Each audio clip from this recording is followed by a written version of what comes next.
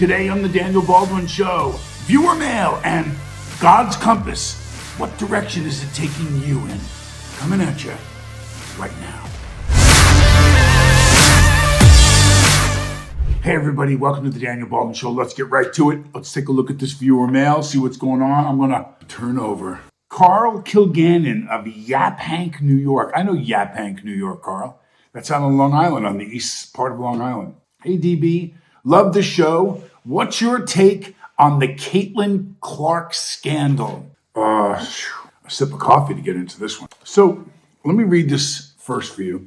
New in the headlines today. WNBA Commissioner Kathy Engelbert said Friday, there's work to be done to repair relationships with players in the league, while adding that there were inaccuracies in some of the comments attributed to her by Nafisha Collier in a blistering assessment earlier this week. I'm not going to go on to read all of her statement. I'll come back to it in a second. So here's what I know, Carl. Caitlin Clark comes, in the league by storm. And first, let me say that Aja Wilson and many of the older guard, the players that have established themselves already, there's ground and turf that's yours, especially when you're fighting for endorsements and you're fighting for sneaker deals and there's quite a bit of money at stake. Not as much, obviously, in the girls as it is in the NBA and many other men's sports, but the WNBA definitely has its, neck and neck, cutthroat, follow the money. Follow the money. Remember, I said that again early on in this particular segment because I'm going to tell you why that's so pertinent. So a lot has been said about the fact that Caitlin Clark is white. This reminds me of Larry Bird's era, where a lot of people would an African-American kid wear the sneaker of a white player or a white superstar? Because we know white kids will wear Jordans, will wear LeBron, will wear Kobe, they idolize the player they're gonna wear. Now, in basketball, and again, throw out all the racist bullshit that you want to throw out. Just listen to the fact. There's a lot more African-American players in the league than there are white players. So they compete with each other more than any white guys compete with them. This is a rare change in that. This is a player who has not been doing it a long time, but has come out of college, come out of the NCAA tournament. There's a lot of momentum behind her. So for Aja particularly, where a lot of the friction has come from, she feels 2 NBA titles. She's a great player. Who is this kid that's going to come dethrone her or whatever is going to happen? So there were a lot of players in the league that were hitting her a little extra hard, hitting Caitlin harder. They were intentionally fouling her. They were going out of their way to show and demonstrate and kind of some pretty cheap stuff too, cheap shots in the game. And, I saw this with Allen Iverson when he came up and everyone was waiting to see what was going to happen. I saw this, with lots of different. Here's the part I don't get.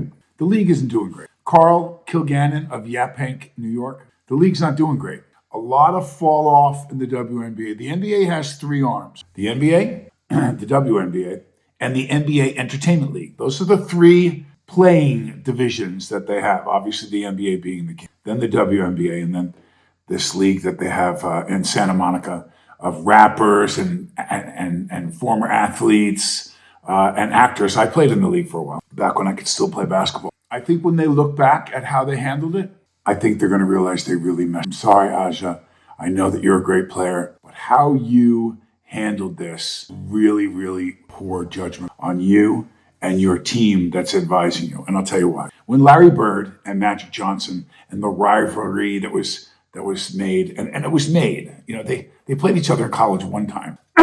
One went to Indiana State, was nowhere near the level, the teams, and the division play as you are at Michigan State. But it was built up. It was built up to Magic wins the NCAA title, and Larry's going to Boston, one coast, east. Magic's going to the Lakers, west.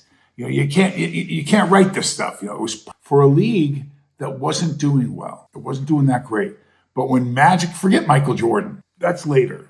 That's kind of what's going on in the WNBA before Caitlin. The league was not doing great.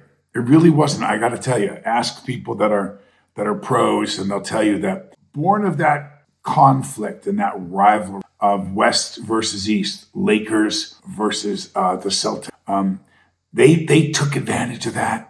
They ran, and sure enough, both teams ended up facing off against each other, and Magic won 5 and Larry won. They were right there all the time and throwing the Pistons for a little while there. And then, of course, here comes Michael Jordan later on. And it took him a little while to get there, too. Michael didn't just walk in the league, and Chicago was in the NBA Finals. He got in the league around 85-ish, and it took him a little while. But those 4 teams and a little bit of Utah Jazz with Karl Malone, and but that was the mix. And they exploited that. There was, shooting hamburger commercials. And there was, just off the ridge, off the backboard, off my head, off my Mercedes, nothing but net. And they were great. And the Jordan commercials when he came along, they understood. Forget about political stuff. Forget about black and white. Forget about this is an opportunity. Fill the seats with people that are buzzing, that want to buy your jersey, that had Aja kept her mouth shut a little bit and didn't let her ego get involved, whose turn it was, and you're not just coming up here and who cares? I mean, in the overall success of the league, they've been great players, Sue Bird and this one, that one, but they didn't get the kind of buzz that was going on right now with this Caitlin. So is Caitlin Clark going to be this amazing Larry Bird player in the way they're painting her to be for any longevity? Look, she got hurt. She could get hurt and be out of the game. Bye. But you know what? She's going to be successful. She's already going to be successful. And she could have carried the load for the whole league, and sold shoes and sold uniforms and sold tickets and got teams in the news and kept the conversation going. Now at Nike, inside word and some of the stuff that's being reported now is Aja's shoe is, they're in crates in the basement. They're going to be, on a sales bin at a Nike store near you. They're going to the outlets. All of them, they won't be prominently displayed like Caitlin Clark. And this, people talking in the league about giving it to Caitlin Clark and they're going to make it difficult for her and no one's going to welcome her. She, didn't play on the Olympic team. They wouldn't give her number. They wouldn't, So yeah, no, I get it. I get that she hasn't been doing it at the league level for a long time. But this was your meal ticket. Throw everything else out. Excuse me. I've been on series television and I've had friends on. I had one friend say to me, and I can't believe that they're going to have this character. I've been on this show, for 2 seasons now and blah, blah. Well, how's the show doing? Are you in any risk of not being reordered? Because if this person is becoming really popular, it happened to me on Homicide. I was one of the original 8, 9 people on the show. I had a partner on the show, the great Melissa Leo, who's gone on to win an Oscar, and very, very talented woman. But they wrote each episode, and you look at the episode when you opened it, and you go, and you kind of thumb through it pretty quickly, like, is my character heavy in this? Do I have a storyline? Am I the detective investigating one of the 2 murders that are going on in this? Or is there some personal thing between me and a conflict with Melissa, or, whatever it was? Am I in the episode a lot? Or sometimes you can come in and you're like, hey, Tommy, Freddie's got that gun down in ballistics. I'll get back to you next week. And you're in and out of the episode. You're not really working much. You don't have a lot of dialogue. It's not interesting, and it's not something that's going to make you a star when you're not heavy in the episode. And there are characters that support the leads. And in these episodes, when I didn't have a lot to do, I would be disappointed. I mean, man, they're writing for this guy again. This is Ned Beatty's episode, and Ned talks the whole time. And Andre Brower, brilliant actor, but they wrote a lot for Andre, and I'd be like, but you know what? That's the way it goes. So I've been the Aja character before. I've seen it before. Sometimes keep your mouth shut and ride the wave. And you know what? These girls did not do that. They didn't do it. There's a possibility, Carl. There's a possibility that this girl doesn't play. She may play somewhere else. She may take off with, and be in the broadcast booth. What if the injury doesn't get totally well? What if she's, a one and done, she's out. She'll coach somewhere. She's going to establish herself no matter what she does. And she's going to keep her mouth shut. She has been surgical, strategic in how she's handled this, while she watched other people just and just blow it. So I don't know if, Carl, the league can recover from the potential it could have been for everybody to shine. I think you're going to see Nike. Listen, forget all the other bullshit for a minute. I try to tell you guys the way it is. I throw out my want, my desire. I try to report. I try to give you, and sometimes it's jaded on what I want politically. It is. I tell you that. What are you kidding me? Blah blah. I need to see stuff. I need to see. I need to be. I can look right at Trump and I can say, somebody in your team, whether it was you or not, posted those terrible memes on the Obamas. Like, what the fuck were you thinking? What are you possibly thinking that you wouldn't see the racial tension and how outlandish that was to post that? So again, is that someone in your camp? Is that something? Now it's going to be someone else who posts that? Well, then you should fire that fucking person, and you should never have that person around again, because that was an incredibly insulting thing to see. As somebody who supports the Republican Party, I looked at that and I thought, wow. Well, they also showed the Clintons, and I don't give a shit. This is now. It's 2026. This is the way it is. A'ja Wilson, I think you're a great player. I do. I admire your skill. I like watching you play. Yeah, you fucked up. You fucked that up. And a number of other people out there in the WNBA mishandled this situation. I hope you can recover, because there isn't some kind of shot in the arm. I don't know how long the NBA is going to carry the WNBA. They're at such a deficit. They lose so much money for the league now. And I think the NBA is coming up looking at a post LeBron James, and they're trying to make stars. They are. You can see them trying to shape it. Curry's going to go, 17, 18 years now he's been out there. They're trying to find somebody, the heir apparent. Who's the next guy? Who's going to be the guy? Where's the next Kobe? Where's the next LeBron or Michael Jordan? Like, who's that? I don't know, man. No one has really stepped up to the top of the class, not like Caitlin Clark has. And again, I don't care about her color. If Caitlin Clark was black, it wouldn't matter to me. People love to watch her play. She is filling arenas. There is a real craze behind her playing. So what? I don't think anyone said anything about Larry Bird being white. They said things like Great White Hope, and comparatively to the 20 best players in the league, he was one of the 20. There wasn't another white guy in that group.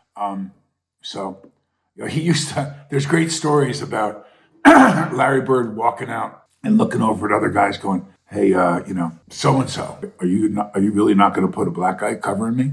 You're going to put a white guy on me? I'm going to toast this guy for 50. And they would laugh going, did he just say that? And then he'd score 50 on the guy they had defending him, because the skill level at the NBA level was far greater African-American to Caucasian, for sure.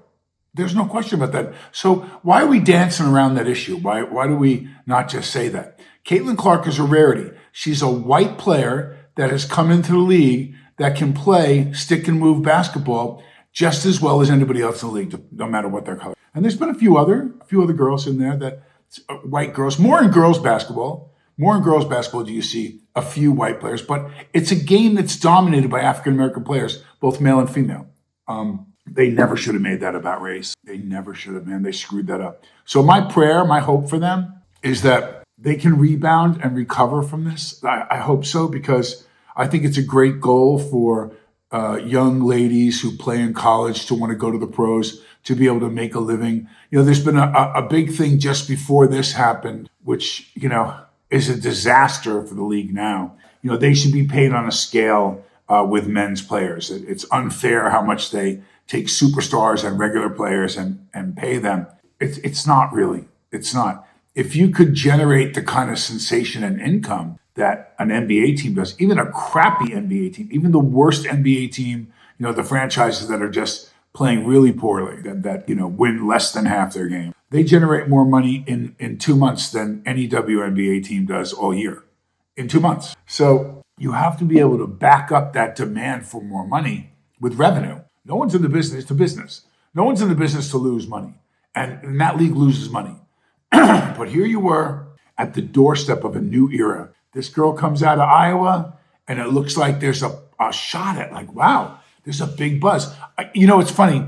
And again, I never thought about her skin color, but I thought in watching her play, I mean, she would come down the court. And if you were a basketball player, you didn't have to be an NBA basketball. I played, after I pretty much after I got out of college, when I started really playing the game. I played at rec and everything, but I played, at a higher level with guys that were really good basketball players in my early 20s. And I had those days where I went out there and you went home saturated wet and you thought, man, I lit it up today. I had a game one time that I played at John J. Burns Park with Shelton Jones was playing and Walter Berry, and they were guarding each other. It was a big thing, and I was playing with Shelton. And there was a couple of games in that series. I played all afternoon that day. It was just to watch the two of them go at it from near where I'm from, and they were both standouts in college, and they played in the NBA. But I lit them up. I mean, I outshot everybody on that court for about an hour and a half. I was just on fire. I couldn't miss. That feeling of that exhilaration of going, wow, and everyone going, will someone get that guy? Jesus, because I wasn't supposed to be a factor. Supposed to be watching these two guys. And I watched this girl come down the court, and she just busts it, hits the brakes, floating, and I'm talking, 2-3 steps beyond the 3-point. I mean, she just shoots it. It's fun to watch. It reminds me of watching Larry. It reminds me of watching Larry Bird. It reminds me of watching Stephen. Those guys, those just pure, deep 3-point. And this is a girl playing. And no offense to girls, just not used to seeing that from 26, 27 feet out, where you just flat out stick it. And it's coming. She's coming down the court with the ball, or somebody else is coming down the court and she's coming off a pick. And it's coming. She's going to get the ball, and she's going to shoot the ball. And everybody on the court knows, and they still can't stop her. Larry Bird used to say things, guys would do interviews saying, Dominique Wilkins said when he was playing in Atlanta, that Larry would say, I'm going to come over here in this spot, and he would point down where on the court. I'm going to pump fake, and I'm going to go. And he would tell the guy what was going to happen after the timeout. They're giving me the ball. It's coming to me, right? I'm getting the ball. I'm going to go right over here in the corner. I'm going to roll right. I'm going to turn around. I'm going to J it right in your face. And then he would go do it. Exactly what he said he was going to do. Now, that's one thing if he does it once or twice. But if you've played him 30 times over a certain amount of years, and he comes out on the 31st, and he's not just saying it to get you to go cover an area, that he's telling you it's coming. That's what this girl's like. That's what it's like. So Carl Kilgannon from Yaphank, yeah, they messed this up. They mishandled it. I hope the league can rebound. I really do. I'd like to see her play. I hope she's going to be healthy, and I hope we don't lose her to play somewhere else in the world. I hope they wake up in the WNBA and realize this is an opportunity for everybody, and it would be exciting to see them figure it out and work it. Thanks for your question. I know that was a long viewer mail, but I was, when you send an idea in, when you send a question in, when I'm reviewing what I want to do the show, I look at what's going on in the news. We haven't mentioned this word yet, Super Bowl. I had very little interest in the Super Bowl. I had very little interest, nor do I know Bad Bunny. I saw some of the footage. Looked like his show was great. I'm happy for him and the Bad Bunny fans. I'm not one of the haters that, he didn't do his performance in any English. I would have liked to have heard him sing it in English so I understood the words in the clips that I've seen. But he didn't. All the controversy, all the stuff about the game, about late in the fourth quarter, just one of the last plays of the game, there was an amount of yards the quarterback, so you could bet, would Darnell from Seattle run for 5.5 yards or more. He had to go more, 5.5 yards, for it to be over or under 5.5. So 5 yards under, 6 yards over. And he ran the ball for like 11 on a play earlier in the game, so he had 11 yards. Now, the only way that could change would be to add yards if he ran again, but unless he lost yards. And so what he was even doing, trying to throw the ball or whatever the play was, he lost conveniently 6 yards all the way to the very end of the game. It looked very suspicious that he happened to lose 6, which moved him from 11 to 5. And if you bet over, you were winning, and then suddenly you lost. And most of the money went on over. Everyone that bet over suddenly lost with like 1 or 2 plays left. And for those people who said that they were suspicious of the play. It looked really bad. It really did. And I'm not someone to sit here and saying, did he do something? Was he told to do something? I don't know. But this is why I've lost so much interest in it. I used to love the NFL, especially the Super Bowl. I hosted people in my home, and I would go the day before shopping for the right stuff, and it wasn't just burgers on a grill here. I made really quality food, and you'd have a shrimp fettuccine Alfredo and big salads, and I made a lot of nice delicacies over the years for people coming to my home because I wanted to do it right. And food, all of it, bisques, and you wouldn't believe it. This year, all of the stories about is there cheating, is the game's rigged, our expectations, the compass. Today's episode, I was looking for a title. I'm sitting with my wife. I said, I'm missing it. It's about direction, magnetism. It's about what draws you. And I realized, and she said to me, well, what is it that drives you? And what is it that, so it should come from her. And she said to me, well, what is that? And I thought, what's your GPS? I'm coming up with a title. What's your GPS? What's your map? And I realized, what's your compass? God's compass. For me, and I'm not perfect, but God is my compass. I ask myself this question, and I fail it in my thoughts every day. What would God want you to do? Or how should you handle that? If God were standing right next to you right now, how would you handle it? Because God is standing. If you believe what I believe, he's standing right next to me right now. Right now he's standing right now. So I look at the different things. So here's what I did. I Googled today's headlines. Here's the first one. Savannah Guthrie's appeals to the public in new video. The FBI said it was not aware of any continued communication with the kidnapper. This is a terrible tragedy in Arizona. First of all, let me say to the Guthrie family, Savannah, that I certainly that they find your mom. The more days that go by, the more this worries me. I hope that she's being helped, medications that she needed. So again, what comes up in your feed? Obviously, this is something. She's in the entertainment world. I'm in the entertainment world. These are things that would come up, political or topical stuff in my sphere, in my world. This was the first thing that came up. So when you Google that, I think that there's an algorithm of the things they're trying to sell you. There's an algorithm of what comes up. My wife says to me, look at the story that came up on my thing, in a reel or whatever. And I said, well, you're an attorney. That would, and it's interesting because what compels you to hit it and open it, they memorize, the machine, AI, whatever it is, forefather. Listen to this one. New roadblocks slow U.S. reckoning over Epstein as Europe races. CNN reporter breaks down importance of Maxwell asking for clemency to clear Trump's name. Now, this show has a lot of political stuff, a lot of stuff about the administration, a lot of stuff about controversy, conspiracy, because I'm of the opinion that we're fed a lot of stuff that is inaccurate. Or I had a conversation with a friend last night. We were texting, and he went on to tell me, I sent him something about Pelosi and her involvement in January 6th. And he said, and he went on this long dissertation, and you need to not get into this. You need to not. His feed is very different. What he believes is true. I believe that he's part of, as I am sometimes, as what comes across my feed. I'm sharing this with you now. What's your compass? Are you somebody that is a Republican or a Democrat? Are you somebody who's left, right, center? Are you somebody who is a sports guy, fashion guy, business world, legal world, blah, blah, blah. And I could go on and on and on to the categories that filter down and target you as somebody who they are interested in reaching with this material. So one would say they're going to feed you things that are outlandish, that will anger you, which will make you clickbait. I'm going to open. Or that's going to attract you. Those are my people. This is my stuff. This is what. So, and then our belief system is shaped around, I believe, a lot of that stuff that we click on. So my truth is different than his truth. We're 15 years or so apart.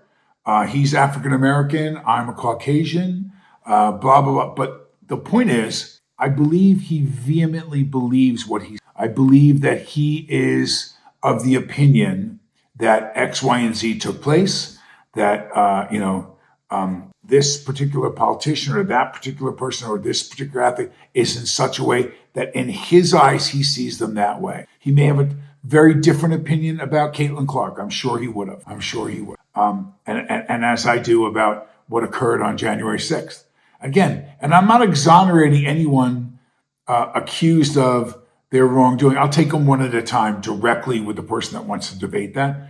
But I will say this, the compass that you use in your life, the compass that you subscribe to, the one that pushes you in the direction that you look and you say, that looks like, dark skies right there. I don't want to be there.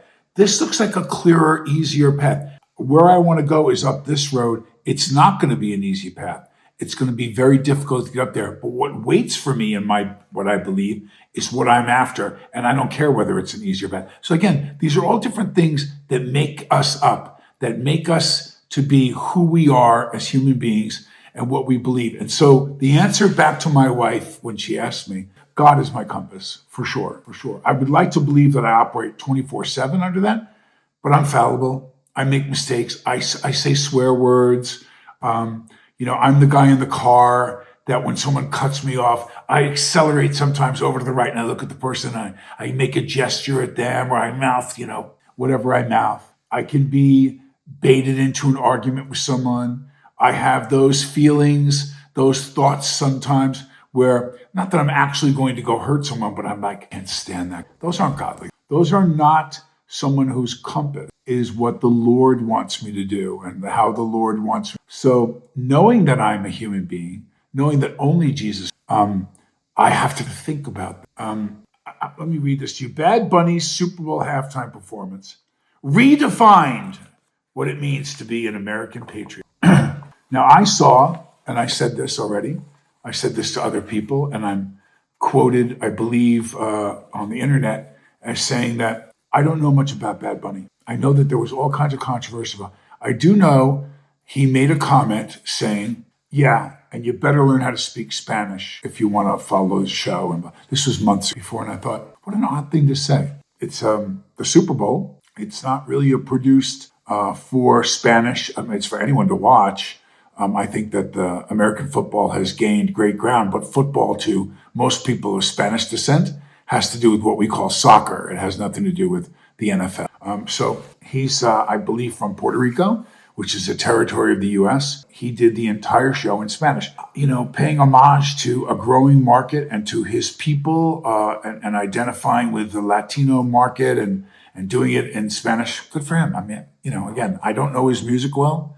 I don't own any of his albums. I'm probably not going to buy any of his albums after seeing some of the footage of him. Not that he didn't do well. I thought he's actually very entertaining. I thought the show was entertaining. I've watched the show that he did. Right under this, what I just read to you, that he's an American. Trump calls Bad Bunny's Super Bowl halftime show one of the worst ever in big letters. So I'm pretty sure if you opened up my phone and you looked on my computer of the music that I listen to, very little of it is on Donald Trump. Very little of it is music that Trump, and I have a wide-ranging classical music to old Parliament funkadelic and everything in between. So that doesn't really affect me what Donald Trump thought about this guy's show. What was interesting was seeing the number of people that I know, famous people, the musical industry or the acting business, that was such a wide range of reviews. It was so interesting to me to see people that panned it, and did the whole halftime with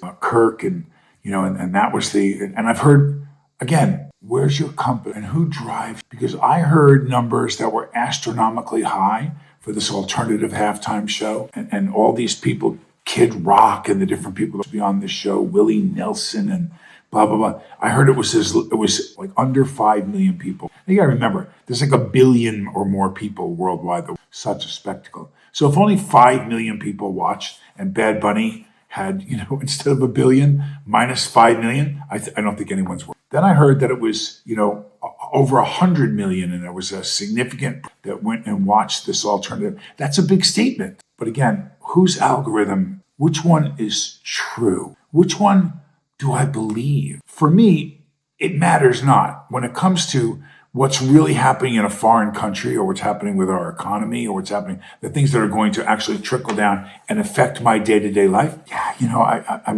I don't always know what to believe. This debate and this conversation that I had with this friend that I told you that we messaged back and forth, if you look at his fact finding and check finder, I would have been slashing those texts. What the hell are you talking about? And I think the same to him. He did do that to me. I sent him an article and he wrote, that's this, and that's not this.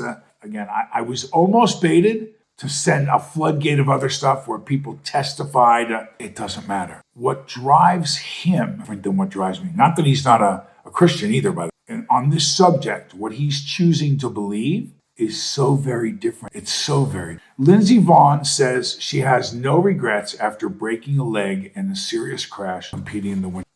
Law enforcement mask ban. Immigration judge terminates removal proceedings against student detained by Trump administration. So on this mask, they want to, in California, make it illegal for ICE agents to wear masks. I don't even know where to begin on that, about my algorithm, my sense of what your rights are and what the laws are. Anyone can wear a mask at the airport, and you might have to pull it down to a security or whatever. When the cop is looking at your driver's license, you might have to pull your mask down. Would a police officer be stopped, or a law enforcement agent stopped from wearing a mask? Now, I believe this is not a germ thing. This is not a COVID thing. This is not a health safety risk. Or are they doing it so that you won't be contaminated anyway?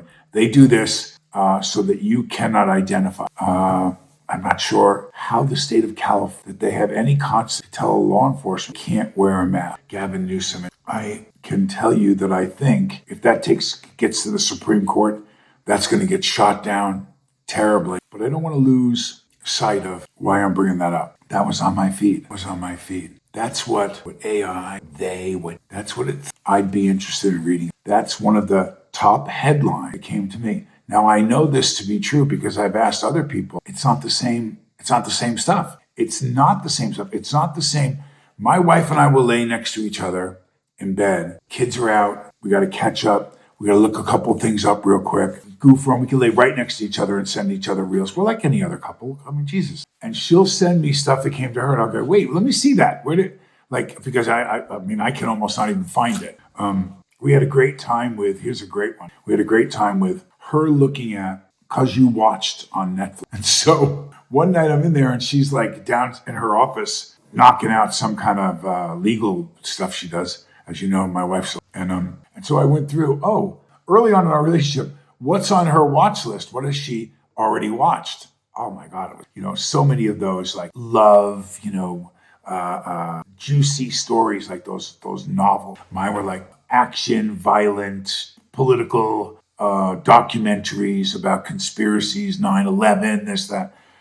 It was pretty funny. We were both laughing, going back, well, what was this one? And then every once in a while we'll pop one on that she watched. I'm like, let me watch it. Do you know about Bubble? And she goes, yes, I know. It's just interesting. After you see what she watched, after you see what I watched, to go back and look at Suggested for You. Because Suggested for You has to do with what you watch. Just like God's company. God, the ultimate God, should be what drives us all. It should. And if we could put away so much of this division, if we could look at some of the things we've talked about today, if God was driving everyone and the founding fathers and the league officials and the referees and the players in the WNBA, all would be so good in the WNBA. God is not at the throne. Been happening in the past. I think that can change, but God needs to be the compass. God absolutely. I'm going to end, as I usually do, in prayer. I'm going to do something I haven't done before. My dear friends, legendary and a spiritual man, he sends things to think about and to read from the Bible, and then a prayer attached. And he sent one to me. I'm going to open with my usual,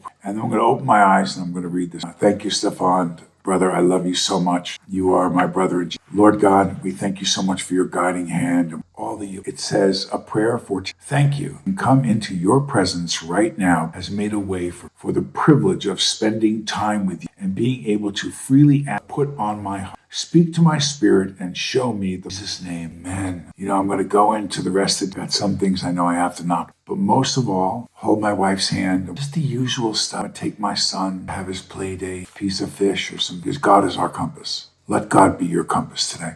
I'll talk to you soon. God bless you.